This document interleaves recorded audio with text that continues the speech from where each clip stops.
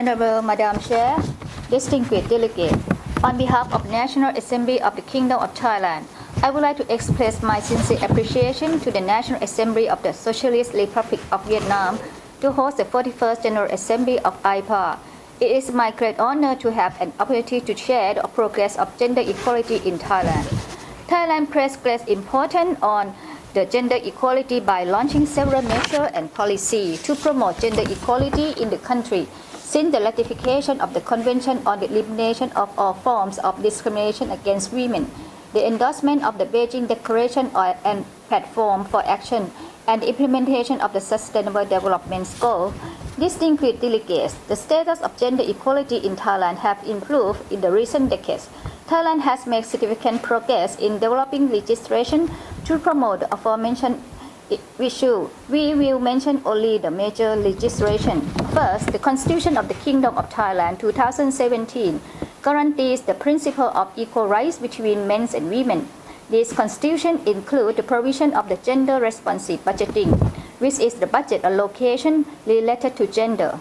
The state should consider the different necessities and needs with respect to genders, age, and condition of person to ensure fairness. It is the first time that the concept of gender budgeting is included in the Constitution of Thailand. Second, the Gender Equality Act of 2015 is the first law of Thailand that prevents individuals from gender discrimination, including the protection of people with different sexual expression. Under this law, a committee for consideration of unfair gender discrimination has been established in order to consider the complaint of unfair gender discrimination.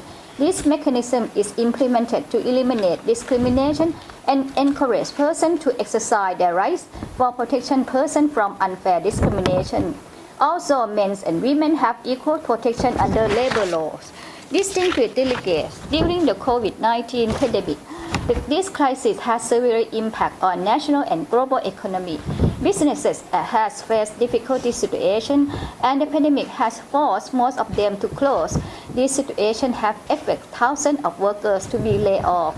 In economic sector, the majority of workforce employed in the company are women. Inevitably, in the COVID-19 outbreak, women workers in sector have been most affected by crisis, especially single mothers and ones who look after their families. Therefore, job and income security for those who affect should be supported in each country by launching measures to protect them. As a woman parliamentarian, our role in securing jobs and income for women workers is to monitor the relief measure of the administrative body for ensuring the thorough protection for all workers. In Thailand, there are various measures to alleviate the effect of COVID-19 on workers, which include women. The social security system can guarantee the benefit for insured persons to relieve difficulties. In addition, the measures for protecting formal and informal employment have been launched.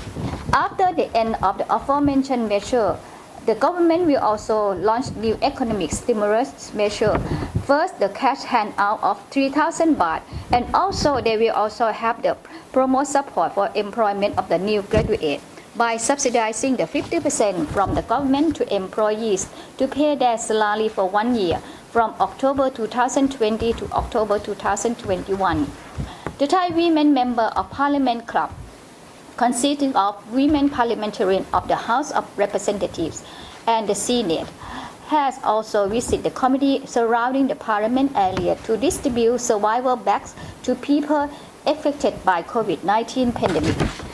Although Thailand still fight with pandemic, same as you are. Thailand also continues to promote women's roles in politics and gender equality in the country.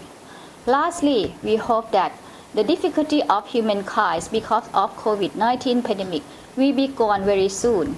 With the cooperation among ASEAN countries, after the pandemic is gone, we believe that everything will be recovered to normal situation with the ASEAN community hand in hand.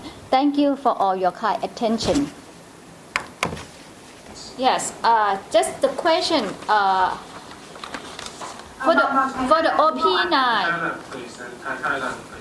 For OP9, I don't know for other countries, but for Thailand, as a member of parliament, we do have only the authority to approve or not approve the budget that government submit to the parliament.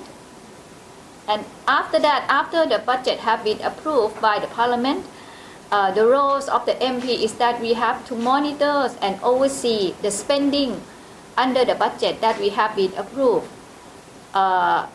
Member of the parliament cannot interfere the administration of the government because it's gonna violate the constitution.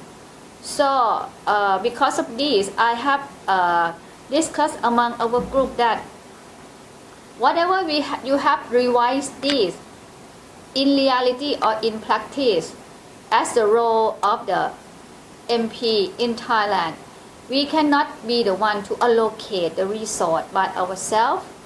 We can only monitor the resource that provided by the government to ensure that that is sufficient, or if it's not sufficient or it's not correct, we have to do in our authority is raise the question to the government, ask them to revise. That's all we can do. So I do not, can you clarify for this OP9 that gonna be proposed, that to what extent that you want to mean to allocation or resort or the policy? Because if not, we will not have objection whatever you would like to revise, but we just would like to mention to you that the roles of the Thai Parliament, we have only that two roles that I just already mentioned to you. Thank you for any clarification that anyone can make. Thank you.